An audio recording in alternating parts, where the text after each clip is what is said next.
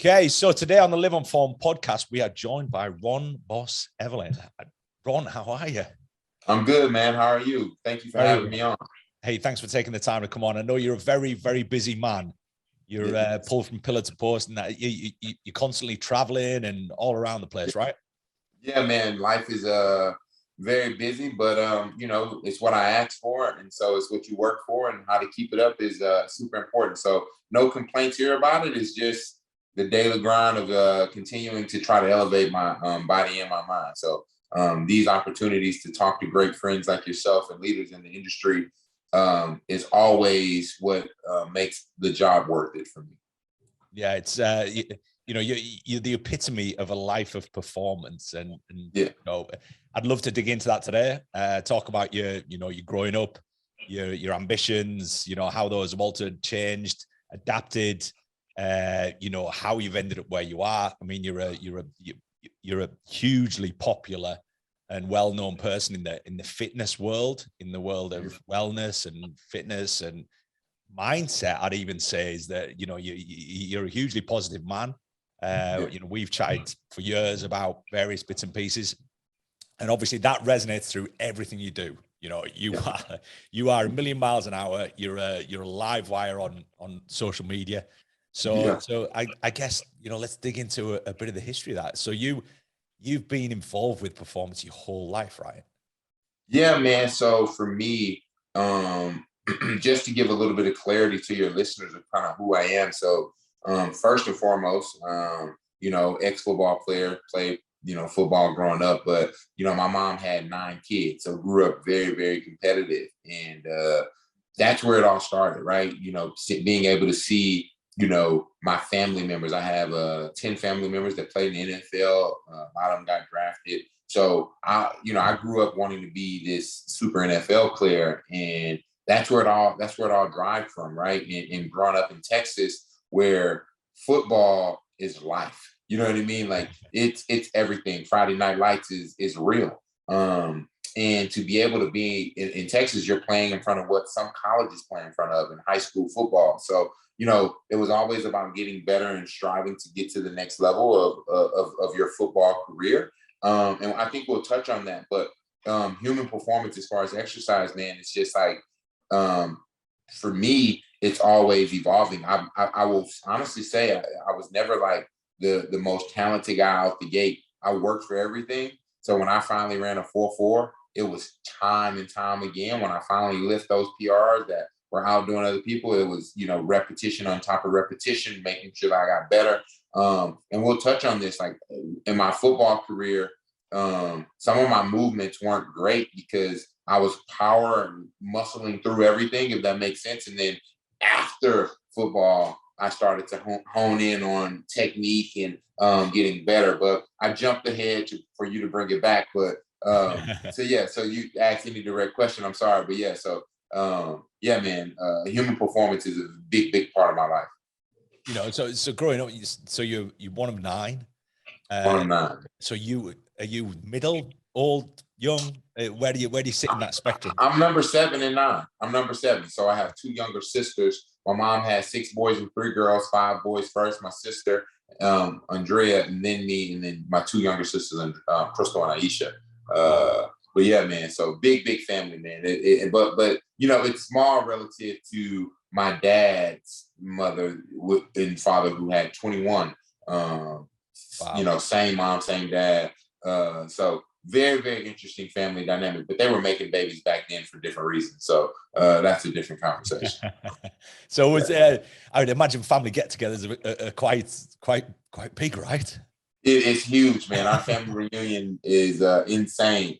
But we, our family is everything. It's the fabric of who I am. It's the fabric of kind of getting to this point in my life. Just so people truly have fully context, I lost my mom when I was 11.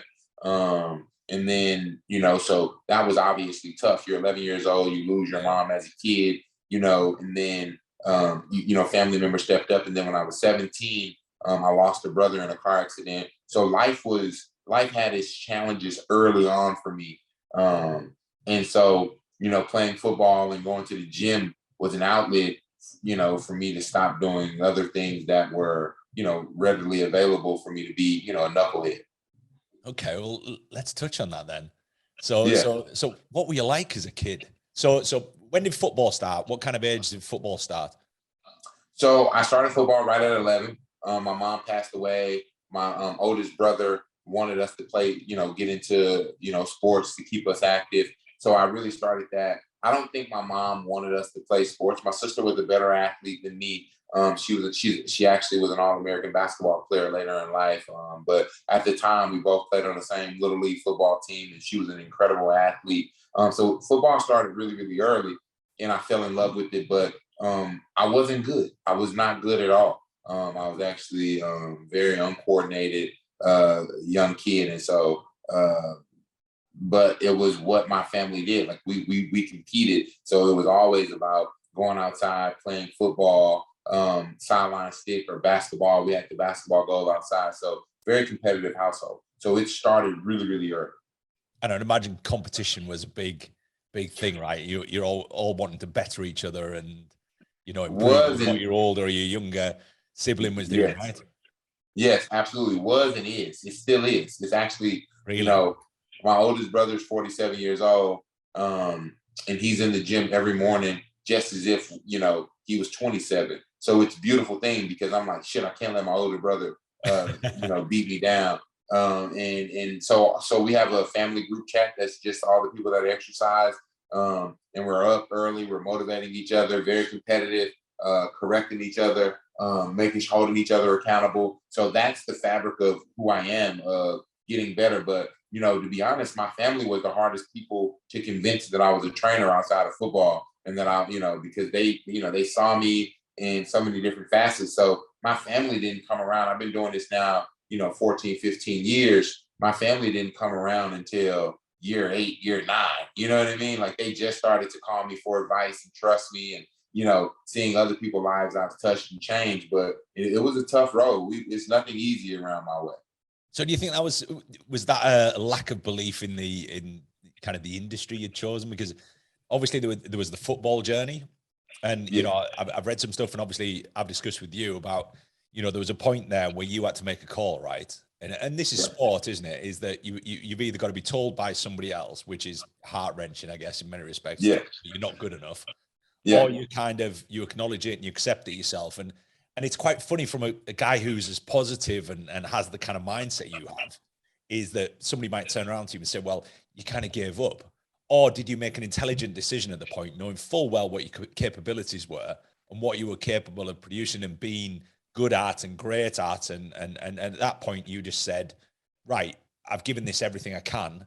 I don't have that raw talent that I need, or I'm not quite, and it is finite, isn't it? The NFL is finite. I mean, it's so, the difference between an athlete that makes it and doesn't is so minuscule, right? So Yeah. at what point did you decide, I'm done with this journey and I'm going to go on this different one that I'm going to choose? It was a hard journey, but I think I had all the intangibles. I don't think it was for me. I was running faster than most. I was catching. I was able to perform at a very, very high level. I think I made a very intelligent decision because I had to figure out where my life was going to go, and I realized that football, even if I made it, was only going to be a 5 to 8 year journey. And at 30, what was I going to do? Right. And once I made the decision, yes, it was hard, but I saw the road ahead because I was a businessman. I wanted to Yep. pursue business, right? Even while I was playing football, I wanted to pursue business, entrepreneurship. And, you know, uh, I fell in love with the idea. I opened a gym. Again, I was doing boot camps and training kids, and a lot of that shit I was just doing football workouts. You know what I mean? That I had Yeah. learned over the years, and you go get certified, but no disrespect, but it was like, okay, it really doesn't teach you on the job business of how to deal with people and work with people. I don't want to tell people not to go be certified, but like there's so much more outside of a certification of personal training that you have to understand, because for me, you want people to move a certain way and they can't, they've never worked out. So there was a lot of adjusting in real life. And so it wasn't the right now moment. I was doing it as a byproduct because being trained my whole life by other trainers was always what I thought. So I was just doing this as like a time. I saw this gym and I was going to move into the next phase. And again, it was a lady that changed my whole perspective on it, because I never saw that I could change people's lives through fitness. And when she said that, and I saw it around me, but when she said the words to me that you changed my life, and she was crying, it woke me up. It was like, and I'll be honest with you, it wasn't like this aha moment in the moment. It took 2 or 3 months for me to relay that message back in my head and what she said. And I was like, this is it. Like, this is my calling. Like, I think for me, when I signed up to be a trainer, I signed up to give more of myself and worry less about me, because I needed to care about the rest of the people out and helping them get better at their human performance in whatever facet that was. Because what I started to identify was these people were coming to me to prepare for the game of life. Though I was preparing for the game of football, I needed to get them equipped for the game of life. And so it wasn't just about exercise, it was about mindset. So a lot of times, when dealing with adversity really, really young, losing my mom, and you tell yourself, why me? I used to ask myself, why me? But why not me? You know what I mean? I also asked myself, why not? And so that changed the mindset. And so when I would connect with people, and you get people coming in with bad attitudes and not really wanting to put in the work, and I'm like, why are you here? And I started to shift that conversation towards, we're here to get better and we're playing the game of life, right? So like, how are you going to start or end your day with exercise? We admire all the athletes in the world for their discipline, but we're not willing to put the same discipline into our lives to better ourselves in any facet. And so that was my connectivity piece to fitness. And wellness was, I'm preparing people for the game of life, and it's the same game. You know what I mean? And when I adjusted that, it was like everybody was attracted to it, because I wasn't trying to prove to people anymore that I was a good trainer. I was more trying to prove to people that they were better humans, and that they can get everything that they wanted out of themselves, but it just was going to take a lot of discipline. And it was going to take a lot of work for me too, but I was committed to the mindset of saying, when someone comes to me, no matter how bad my night was or about how my month was, they were looking for a smile and discipline in me to be there and motivation to continue to push them forward. And so, what people see today, they don't understand that it's been a long fucking journey. Excuse me, I don't know if we can curse, but like, it's been a long journey of consistency, right? Like, you are built on your consistency of what you do in your mindset. You don't just wake up one day and all of a sudden people believe that you're the happy guy. You have to beat that shit up until it becomes a beat in your head. And I know, some people are like, oh, why do you, but like, it becomes innately in you. And that's how I fell in love with this. It wasn't like I showed up every day when I was one person. You know what I mean? Like, I'll tell you a quick story. Like, a lot of people, I started, you think you're going to be successful right away. So I own this 16,000 square feet gym. We're training kids. And I was, I'm going to do boot camps. And I go around, I'm handing flyers out through the whole city. And I'm like, come, it's $100 for the month, every day training, 5 o'clock in the morning. And man, one person showed up. And it was so many times I wanted to cancel that session, right? And just cancel the class because it didn't make me any money. But that was a point in my life that changed everything, because waking up at 4:30, 4 o'clock to be at this class was the pillar, I think, to the discipline that I have today, because that woman didn't sign up contingent on anybody else. She signed up on what I offered her, and I had to show up for her every morning at 5 o'clock. You know what I mean? And because she didn't give me her money and say, all right, well, if it's 15 or 30 people here, that's okay, cool. And so I made a commitment. And my girl she would say, oh, at the time she would go, you should just cancel. Nobody's coming. And I'm like, nah, this is bigger than just nobody coming. And soon, right, 3 months, 4 months later, I was overbooked and oversubscribed to my classes, because no one knew me. No one knew to trust me. No one knew I was going to be accountable. So why would this guy all of a sudden, just because I handed out flyers, I'm this trainer that they're going to show up. There was no discipline and consistency in the market of who I was and could they count on me and trust me. But once the word started to travel and they said, oh, this dude is really still doing this, that's when people start to pour in. So it took time for people to build that trust in me. And that was the reason, that's why I can stand at the top of the mountain right now and talk to people about discipline, because I had every reason to quit, when there was no money coming in and there was one person. And I stand at the top of the mountain with discipline. We all tend to talk about motivation. We need it, but the discipline of what matters. And so that's what I started to sell my clients more than anything, was the discipline and the mindset of discipline. And it, has taken me to a new level of success that that some see today, but that we're still working for. And that goes back on the old sort of, well, everybody's heard the saying, right? You just got to turn up. And that's a prime example of, I'm going to turn up. I'm going to turn up. And you're there. And eventually it grows, it builds. And it, to start with, it's probably quite demoralizing, right? It's, it's like doing your first, doing your first gig, doing your first, boot camp, whatever it might be. And there's only one person there, but that one person is reliant on you, right? And absolutely. And just that graft and doing what you're doing. And, it's fantastic. And to quote, Kotler, Stephen Kotler, he mentioned about mindset. He explains, mindset alters biology, also brain chemistry as well, right? That alters physiology impacts performance, and that then, overarches everything we do, right? Business, absolutely, family, the works, right? So, and again, we'll expand on your sort of ever expanding performance requirements that have evolved through your life, right? Absolutely. So you kept turning up. You've got this boot camp, you've got this gym, which, a 16,000 square foot gym in the UK is enormous. I mean, it's huge. This is in Texas, right? No, this was in Atlanta. So right, you're in Atlanta at this point. I'm from Texas, but when I couldn't, so that's another thing. Like when football stopped, I knew I couldn't go home. Right. Because if I go home, that was too many things that was going to make my life comfortable. So I stayed in Atlanta with the girl I was dating at the time, and I lived in her little bitty apartment. I was broke as shit, and my cousin that played in the NFL had no clue how to run a business. No disrespect. We were both learning how to do this, and and we dove deep, and we became super successful.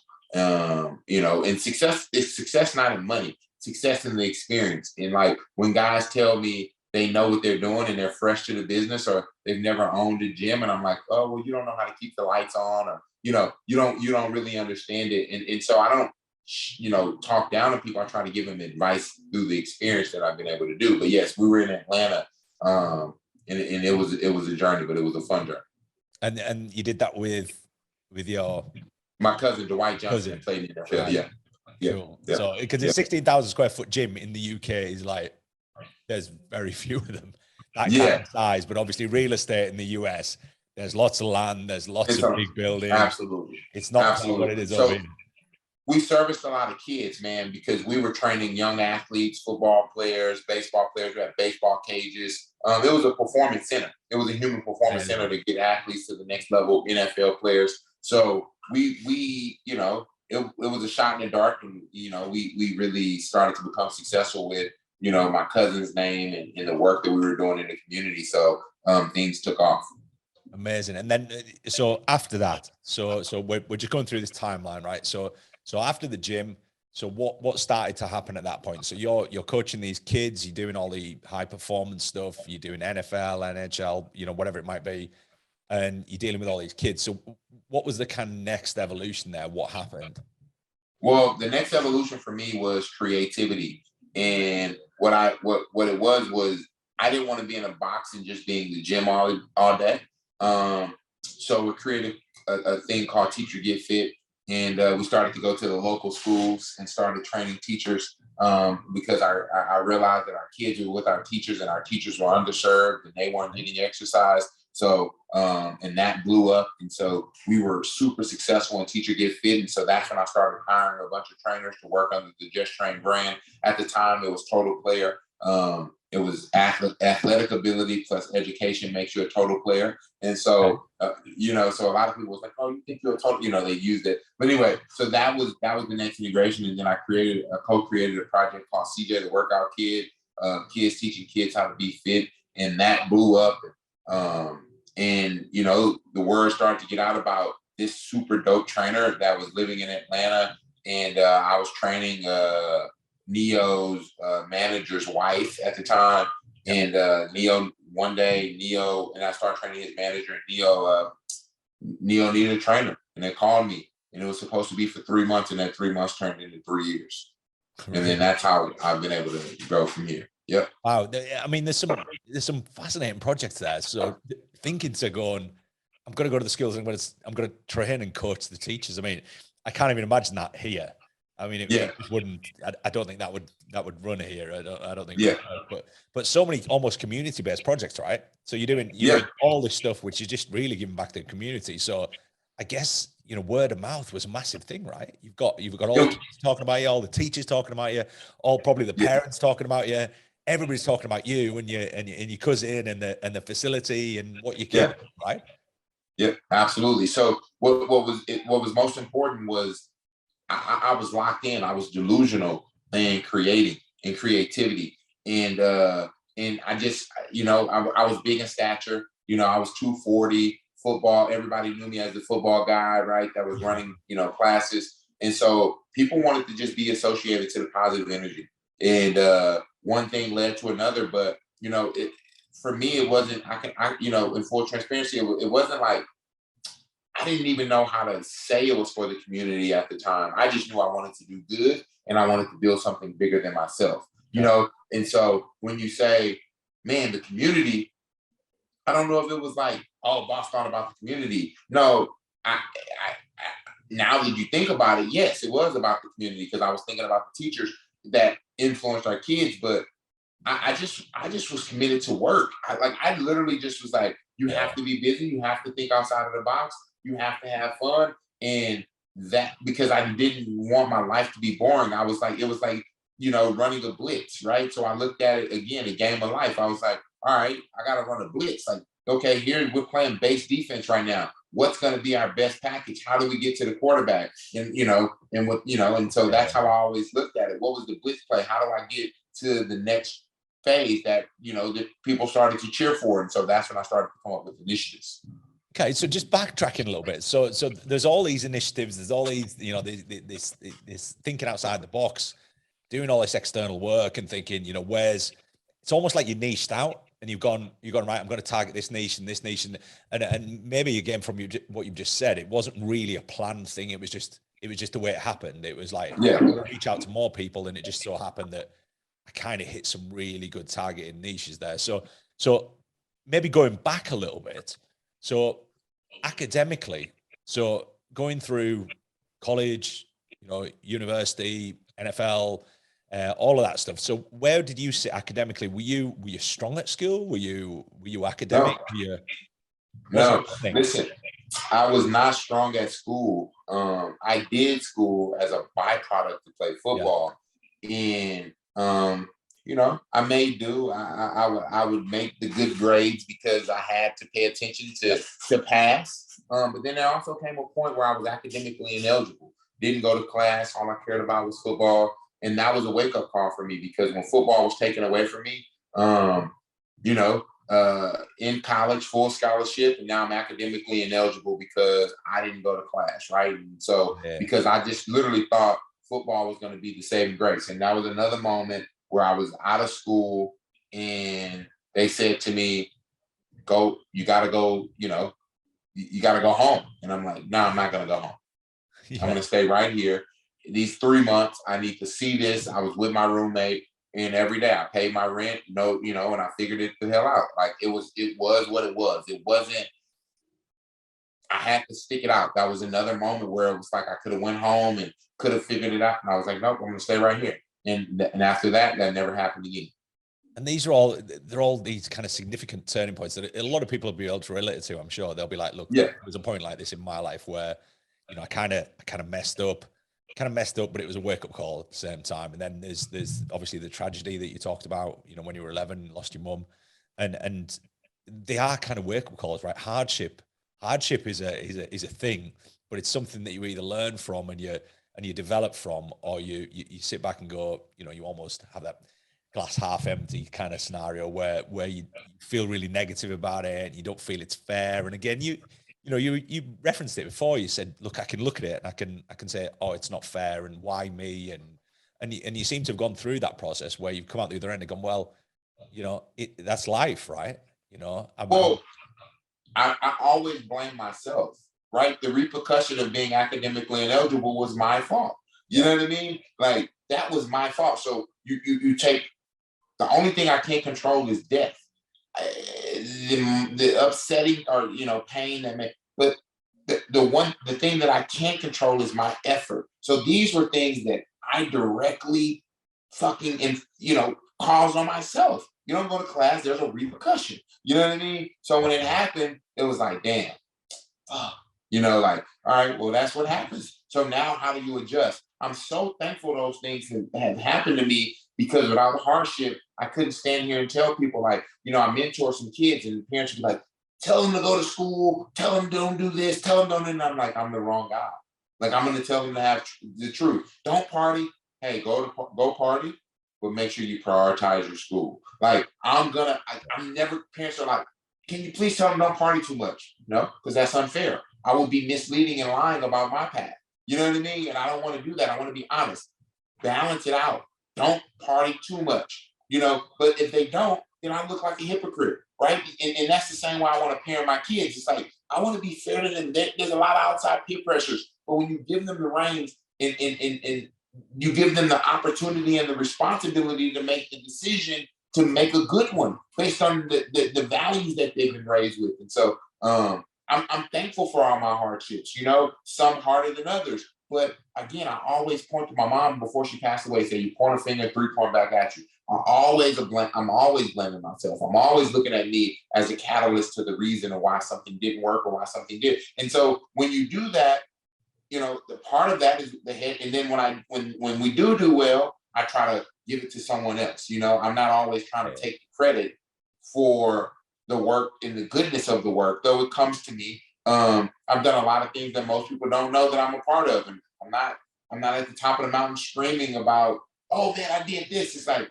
I'm Scottie Pippen or Michael Jordan. You know what I mean? Like, I know my role. I don't need to be the superstar player, or, you know, I just want to be a great player.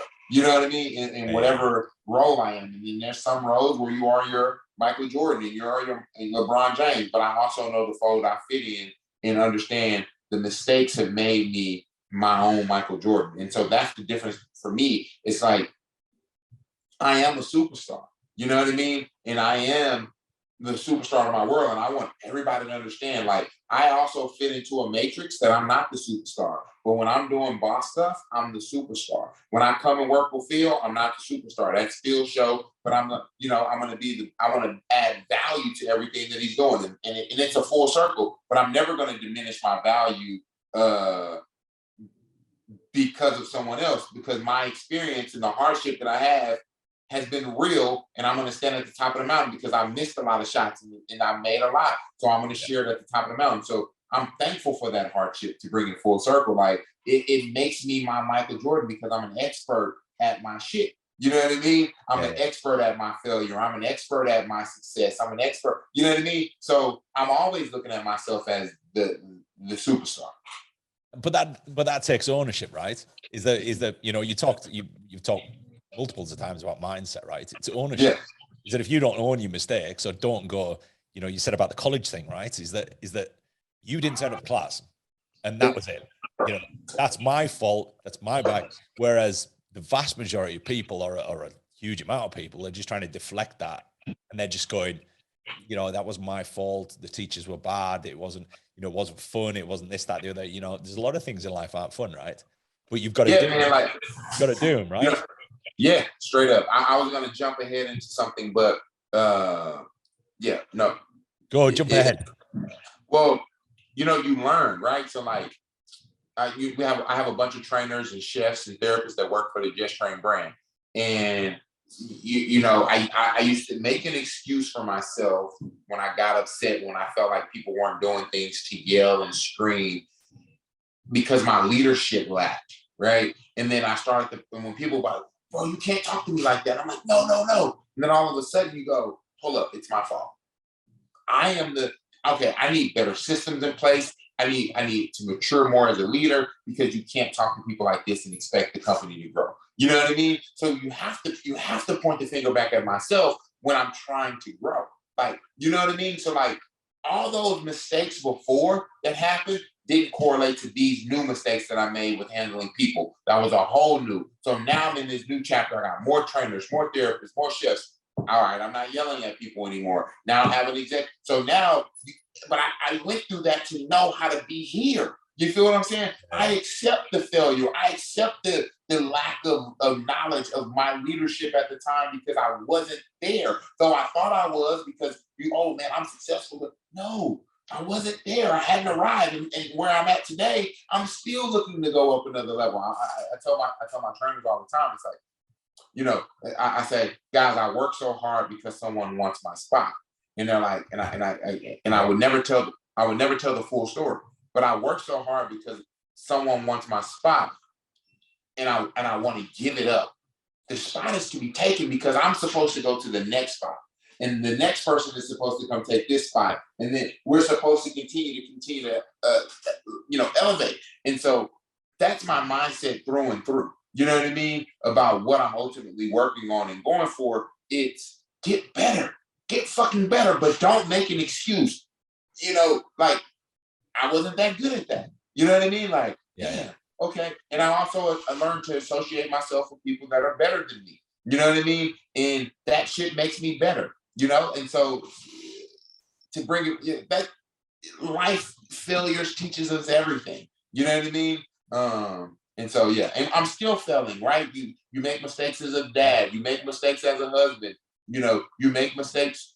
It's inevitable, but how we adjust and how we learn from it, and the mindset in saying, yeah, it's my fault, is always my responsibility, because everything's always my fault. And period. And that creates gratitude for me. Right? Because I feel like gratitude is one of the greatest human emotions. I'm grateful for everything. I'm grateful to be in this position. I'm grateful to have the opportunity to talk to you. I'm grateful for everything.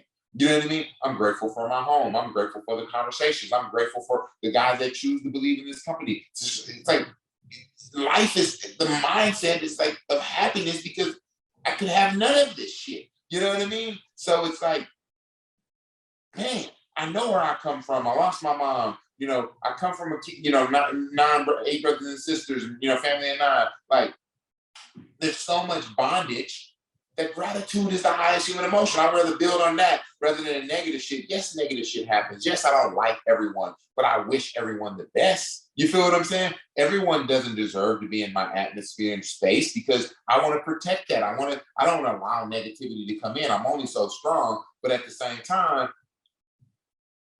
it's all about being grateful for the opportunity for people to pour into me, and more about pouring, and it's for me to pour back into people. So when I hear all the shit, I'm like, okay, how do I get better from that? I'm always listening to elevate my mindset for experience.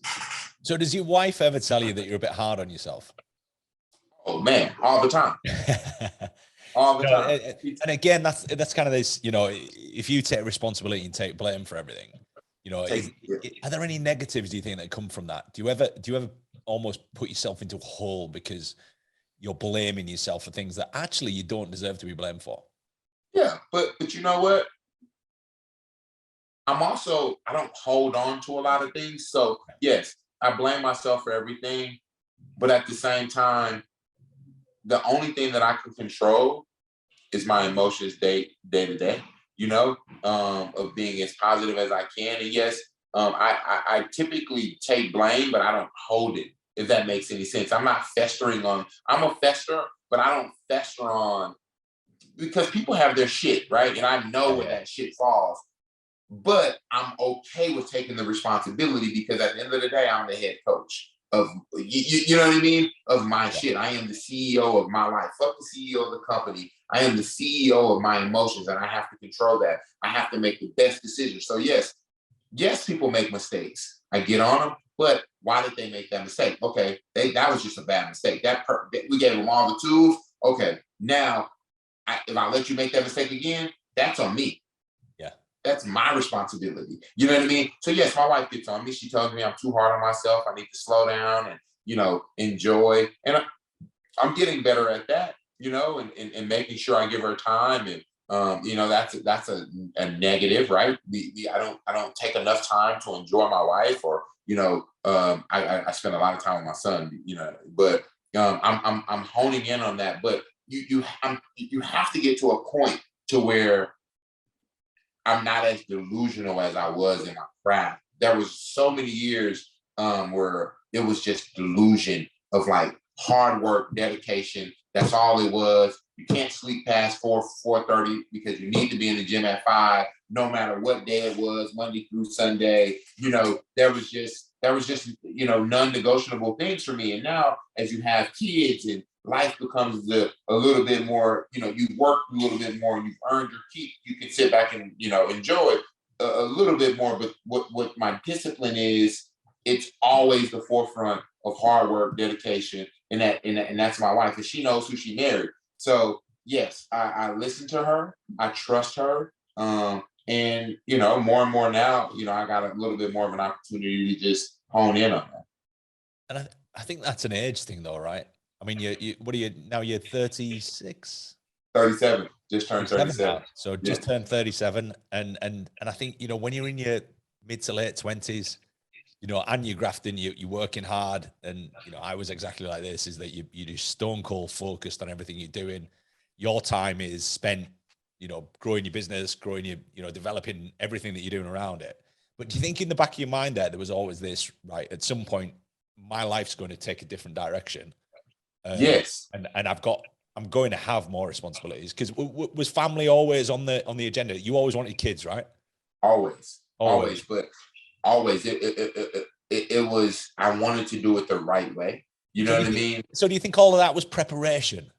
So was there something in the back of your mind? Were you thinking, right, I need to build this empire, this Just Train empire, because when I'm a little bit older and I've got kids and I've got a wife and other people are going to demand my time, I need to have those foundations in place. Otherwise, and again, I think so many people relate, is that you're saying, look, I don't spend as much time with my wife as I want to. Yeah. But she gets and she understands me, and that's a work in progress, right? It's always a work in progress. And is that part of that, that evolution between, 30 to 40 to 50, whatever it might be. So do you think there was a master plan in the back of your mind there when all of this was always there?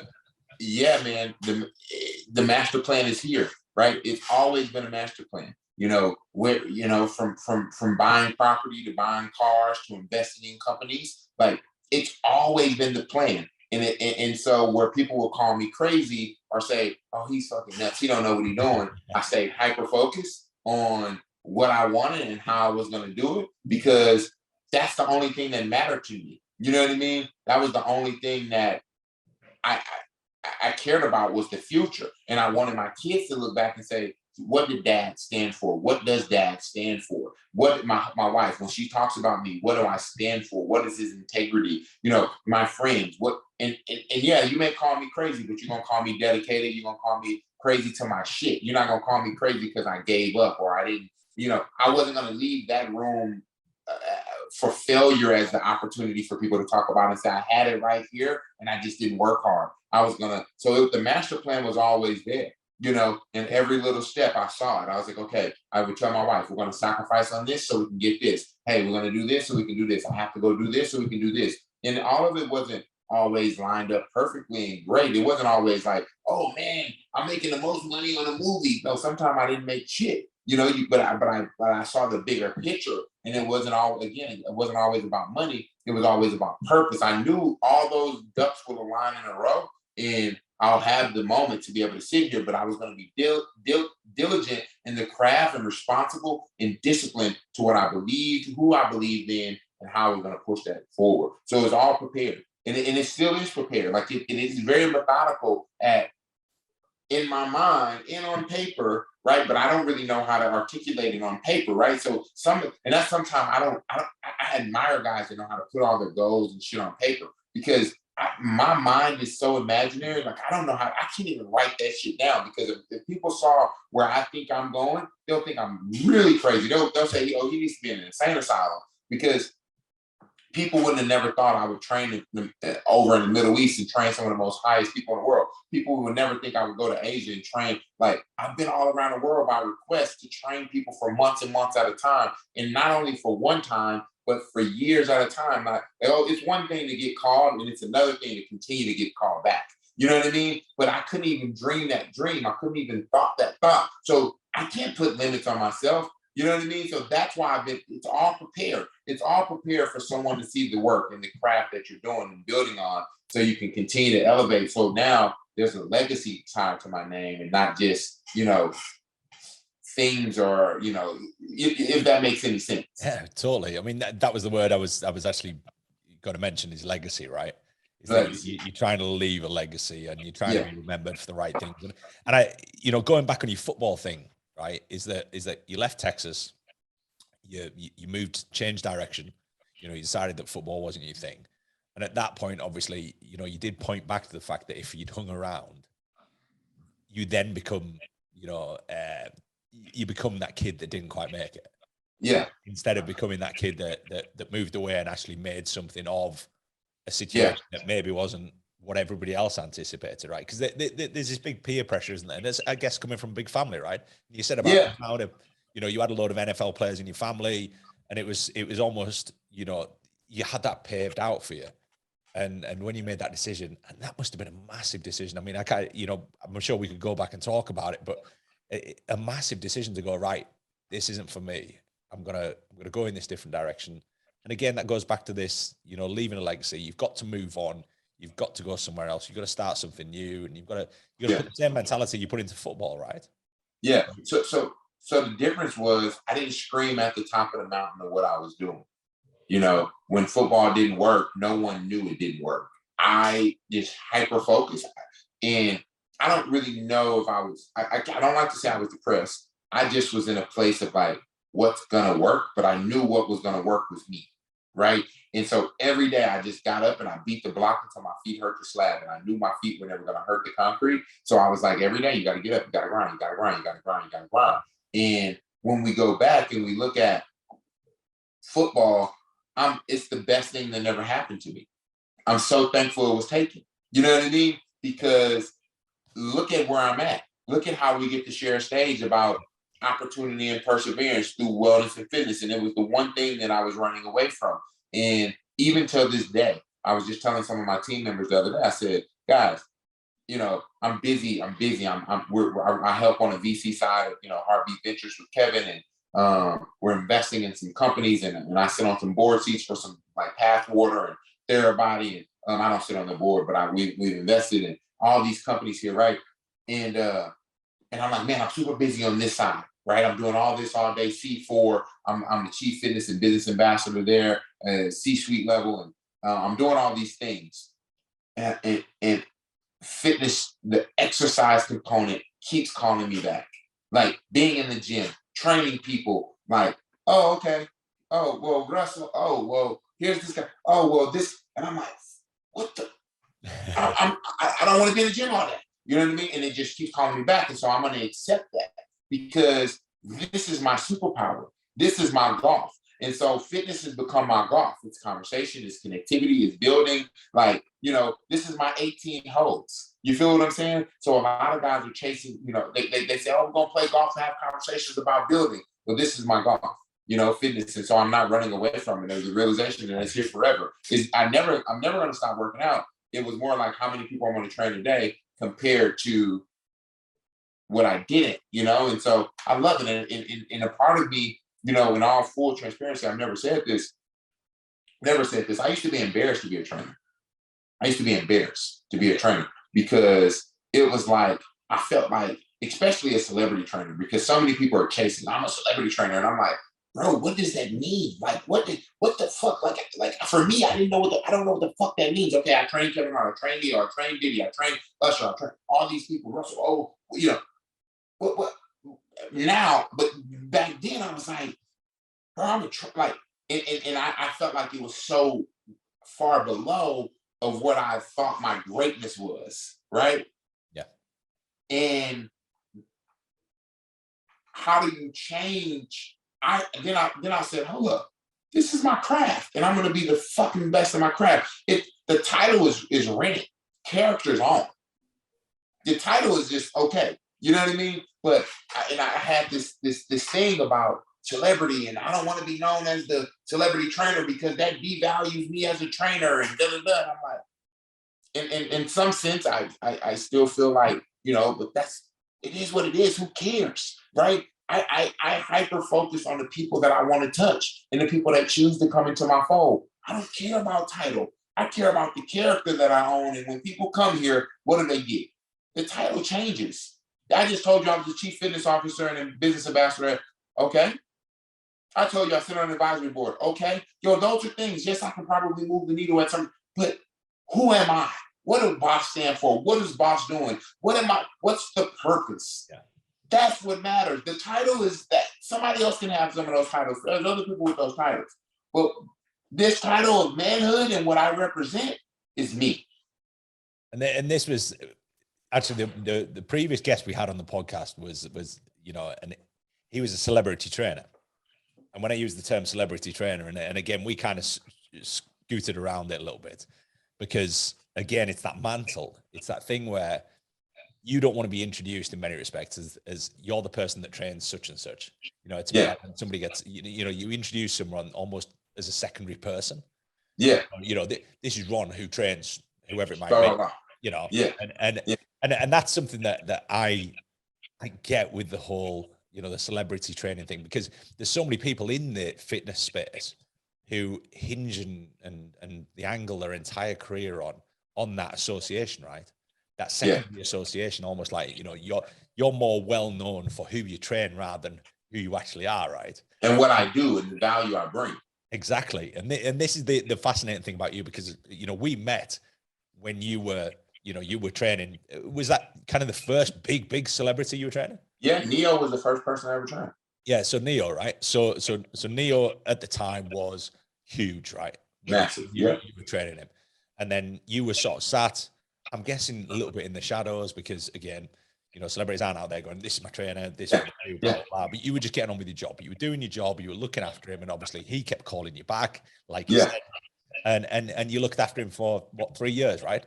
3 years, yeah. 3 years. And then that opens other doors because of, I'm guessing, networks, right? So everybody's in networks and everybody knows people, and therefore people go, well, who's training such and such? And, it blows up.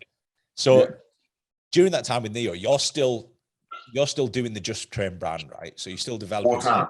Have you still got the gym at this point? Nope, let the gym go. I had a smaller gym, but I had Teacher Get Fit, CJ the Workout Kid that just blew up. And then I had trainers traveling on the road that were training a bunch of other clients. So that's how I was able to really see clear. So my day to day, and I asked myself, why the hell did I do this? But I'm happy about it. It's like, why was I looking out and hiring other trainers? But I've been stabbed in the back by thousands of trainers, but I will still do it again, because I look, no disrespect to trainers, like they what I made look easy, they realized that it was a lot fucking harder. It wasn't that easy. And so they go, oh, I got the client. They're like, oh, fuck, I don't even know how to manage this person or do this or do that. So yes, I was doing a whole lot. I mean, had a bunch of trainers on the road. I was getting requests, and I tell people all the time, do you know how, like, not to make it about me, but like, I was building Just Train at the time with Neo.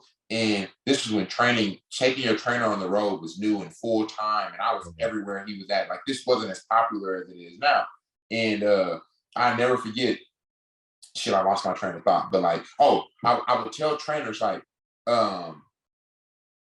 anyway, I lost my train of thought. Fuck, I was going down a whole road. So they were on the road doing your thing, right? And again, I can probably fill in the gaps here, right? Is that they're on the road doing your thing with probably pretty well known people, right? Very well known people. Well known people that you just couldn't handle because of your bandwidth, right? You've only got so much bandwidth.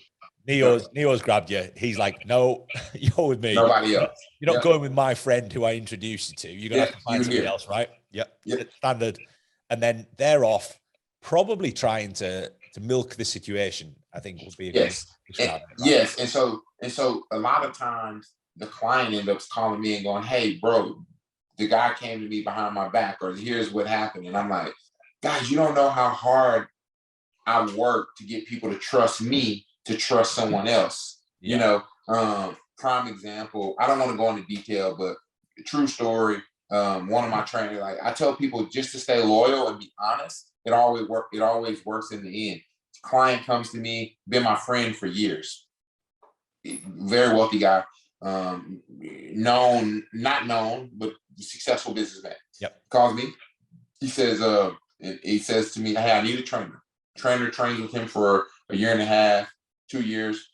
All of a sudden, he wants to take the trainer back to his place, his country. But nobody knows the relationships I built. So I get visas, I handle clients don't always pay on time, all these different things, right? So you're dealing with all the financials, we're dealing with everything. Now, mind me, we look small, we are small, but I'm taking on the butt. So I'm not buying clothes, I'm not spending money on, I had no family at the time. I'm just building a bank account so I can afford to cover trainers when they're on the road. When clients didn't pay me, the money was there because they trusted me. They didn't trust the client, I put them in.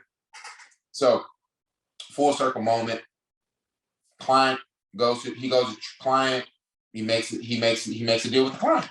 Client ended up calling me like, "Hey man, what's going on?" And I'm like, "I don't know, whatever." He's like, "Bro, can he just travel with me to my country and they fly on private plane and everything's gonna be okay?" I said, "Hey, guy's mad at me, the trainer's mad. Bro, why do you want me to go?" I'm like, "Bro, that's protocol. Like the way this goes is protocol. You just don't get on a plane. Here's the things that I need from the client that needs to be answered by me, DVD." But they're unexperienced. They don't know. They're going to a country they've never been to. So they go out of the country. Before they go into the country with the visa, they're in another country. So he says, "Bro," client calls me and says, "Bro, I got him. Can you just let him go with me?" I said, "If he does that, he's in breach of contract, right?"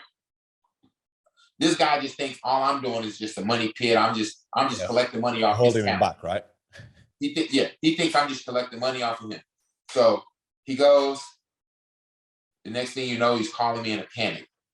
"Hey, bro, they don't have a visa for me. They're trying to sneak me in the country. I flew over here. Bro, what can you do to help me?" I said, "Nothing. I can do nothing to help you." He's like, "What do you mean?" I said, "I wouldn't have never let you get on a plane without a visa. I wouldn't have never let the client do any of these things without proper protocol. I have an attorney that makes sure everything's right. I know one of the people at the consulate. I had already built all the relationships that would have gotten this done." I said, "If you choose to sneak in this country on a plane, that's on you. That has nothing to do with me. We'll get them situated when we get there. That's not my business." He gets scared. He's like, "Bro, I'm gonna fly myself home. Can you book my flight?" I said, "No, I didn't tell you to go there. That's no longer the company's responsibility." You know what I mean? He gets there. I'm gonna wrap this story up. He flies himself back home. He's pissed. He's mad at me. Cool. Client calls me. "Hey, I want such and such to come back." "No, he's unavailable." "What do you mean? He's unavailable. He doesn't. He's not available." Call the guy. Guy hates me at this point. I don't care. I wouldn't have never let you get on a plane. I did nothing wrong. I told you, but it's all. 5 months later, client he calls me. I don't know what's wrong with him, but oh well. "Hey, I need another trainer." Next week, brand new trainer on the road, 3-4 years with the client. For trainer, the client trusts me. Yeah. You now took yourself out of a fold. You were so money hungry, and I'm gonna go and the money this, and he's gonna take care of me. You never consulted with the person that put you in the position to go. You didn't even understand the responsibility and the things that were handled. You thought because everything looked so smooth and easy. And yes, I've learned a lot through that, and I beat myself up over that. Still, I beat myself up over that so much. I was like, was I wrong? Da-da-da. So I called my mentors and I asked my mentors, how should I have handled it? And they were just like, I don't, you handled everything, I think, with poise and cool. Like, he doesn't understand. Like, you know, I could obviously get better, but I blame myself. I really beat myself up because I'm like, why is he mad? Like, he doesn't even understand. Like, I wish I could have told him. Like, there's attorney fees. There's so much shit that people don't see. And I hope this all comes full circle of kind of like making sure that all the intangibles are correct. And so many people don't understand the work that's done way before the opportunity is presented. You see what I'm saying? So like that's when I sat down with you that day in London. I'm like, bro, this guy's a fucking genius. I'm gonna listen to Phil. I still tell people today, like, your metabolic rate. We talked about when one of the key things you told me as a young trainer coming up, this is 10 years ago now, maybe 11 years ago, was you was like, hey man, I was not eating, and you were like, man, I don't care. Eat a Snicker. It's better than not eating anything. Right? When your body has nothing in it, you're training hard, eat a Snicker. I don't know if you remember, you told me that. I you said your body needs something. And I was like, and then so you go do research and you start to understand. And I was like, oh man, I need smart guys around me to make me better, but people don't understand. So now when I come and I see a guy like you and I see another smart trainer, right, that doesn't have on-hand experience like you, that has read 1,000 books and now you've done it, put yourself through the ringer, I'm going to listen to you 10 times over, because you're no disrespect to the education and the science, but you also understand how to connect with people. You understand how things work. So that day as a young trainer, you said to me, bro, never let your clients go without anything in their system for so many hours. And I said, done deal. Hey, bro, you're better off eating a Reese's cup, because your blood sugar levels are going to go so low that you're going to be doing yourself a disservice. And you know what I mean? And I'm looking at you in stature. I'm looking at you train. I'm training we train together. And I'm like, oh yeah, this is the guy I need to listen to. This is the people that I want around my circle, because it wasn't with ego. You're right. It was with the ability to learn. And when you called me and said, hey, boss, I have an opportunity for you, I remember I said, hey, what do I owe you? What should I do? What are these? You know what I mean? I'm always going to say, hey, bro, it always comes back. But people don't, the industry of giving and understanding that it's all for them. Most people want for themselves. Want, take, don't want to share. You opened up to me, you came, you sat down with a book, you wrote it on paper, you talked to me. I don't know if you remember, but I remember that of how good you were. Huh? The Mayfair Hotel. Yes, the Mayfair Hotel. We sat there and you said, hey man, start to do this, pay attention to this, do this. And I was like, you think you know shit? And I'm like, nope, I'm gonna listen to him. Done deal. Yeah, no, it's a journey, sorry, right? I know I went down a rabbit hole. I mean, a lot of people relate to that massively, because that is, you know, that's a large part of the fitness industry. You know, I know any leaders in the fitness industry, which you are, you know, when you've got leaders who have other people that they manage and underneath them and doing bits for them or whatever it might be, there's always people that will let you down. That's a guarantee. There's always people that will be in it for themselves and blah, blah, blah. And especially in the world of, you know, in the world you're in the circle that you're in, is that you've got very big high name clients who ultimately, to me, are just clients. They're just people. They're just clients. They're just like everybody else. They're people. I don't mean any disrespect to these guys. They're just clients. Hold on a second. We got another call. What time is it? It's 11:10. All right. Alexis and Jack, all right. Tell them to give me 5 more minutes. All right. So you know, there's all of these different things that go on where people have opportunities put in front of them and they don't really see it for what it is, right? Yeah. And that's essentially what you're getting at. So I understand we've got to wrap up fairly sharpish. So I just want to touch on some other things. You're a busy man. Family. So you're new, relatively new dad. Yes. So you got a little boy and one pending. A boy on the way. Yes. Oh, I have a little boy. Do you? I didn't realize. I have another boy on the way due in December. Yeah, man. Listen, I will tell you, it's the best thing that I've always wanted. Seeing my son, and it's life on purpose, right? I tell my wife, you know, I tend to hear people say, this shit is hard, right? And I'm like, with all due respect, it is hard. How selfish are you? I automatically just go, that is selfish. right? Because I never want to describe my son as hard. I don't describe my being married as hard. You know, I try to change my vocabulary. It may come out, but my reality is this is the best new challenge that I'm ever going to experience. And it's only going to last for so long. Someone did it for me. You know what I mean? Someone did it for you. Someone did it. So I feel like it's selfish to say that my son is hard and I'm so tired. Pick your tire. Like you know, tired. I like that. Pick your tire. Like I'm so you can be tired of maybe not even people that can't have a kid. Like, you know, there's so many other ways to and I don't mean any disrespect, but I try to look at things in a positive way. It's like he's not going anywhere. So the only thing that, you know, or people say this, and I'm like, the living on purpose is the best thing that ever happened to me. And so it brings me and my wife closer together. I know it tears people apart, but it's like I'm so excited to be a dad because that's my direct legacy. That's my direct, you know what I mean? Those people carry my name forever. And I'm just excited to make solid young men and hope to give them values, and they'll go and do their own thing. You know, a lot of people go, hey man, that's the next trainer. And I'm like, they're not the next trainer. There's so much more to my kids than what you guys see as the value. You know what I mean? But like, I don't care. I'm not even trying to prove it. I want to show them that life of opportunity is here as long as you're willing to go get it. And what you're going to see with dad is every day you're going to see dad get up and go to work out. You're going to see,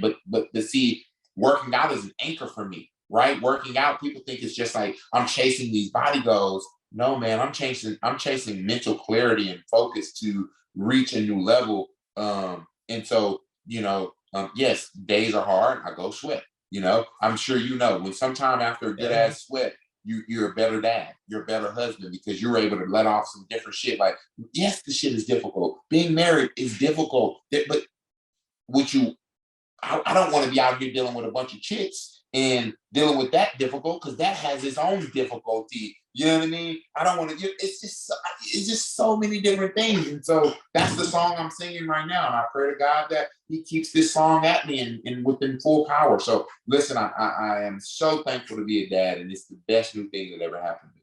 And that choose your tired. I've heard choose your hard, right? Choose your hard, choose your tired. Yes. All of these things, it's part of life, right? And you said that, you know, and you're reflective of, you know, you're very privileged to be tired, right? It's like you're working hard and you're making it, and your business is doing well. You're privileged to be tired, you know, and that's the reality of it. And you know, there's so many other rabbit holes we could go down, and maybe we'll get you on again. Maybe we can pin it down again, and we'll go down those further rabbit holes because there's so much more to it. There's so much more. I honestly didn't even know we've been talking for that long. Like I didn't even know it was 11:15. I know we started about an hour ago, but like I hope this all makes sense. But you know, if I can leave with one thing, Phil, first of all, thank you. With two things. First of all, thank you, man. You were a pillar in my success on the way up. And I remember the conversation that we had at the hotel, and you gave your time to me. I remember you walking in with your bag, and you're a big deal. You know, most people don't know, you know, who you are and what you stand for, but I do, and I saw it. Another thing is that the word motivation is overused, right? I think people are overusing the word motivation and not using the word discipline. You know, everybody's looking for motivation, but no one's looking for discipline and consistency. So if I can leave you with one thought, build on your discipline. Motivation comes and goes. If you build on your discipline and your consistency, that will create a better mindset for you long term than the motivation. Because motivation, you're happy. That creates certain discipline is not that you're ultimately happy. You're doing what you set out to do to become your best self. And so that's what I stand on. That's what I work on every day. I'm not always, you know, amped up and the most motivated, but I'm always true to my discipline. And so I want that to be reflective of my work. And so, man, I'm so honored to be here. Thankful. If there's any more you have, I'm open.